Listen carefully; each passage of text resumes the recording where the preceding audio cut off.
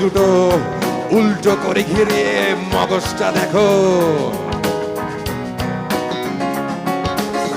কি দেখা যায় ওই পচে যাওয়া নরম বলয়টাতে, নিজেকে আজ জিজ্ঞেস করো।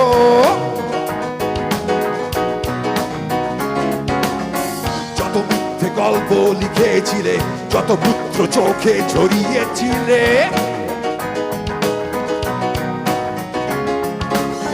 যত লোক নিয়ে কাছে টেনেছিলে, ভেবেছিলে কি সব আসবে না আর ফেরত।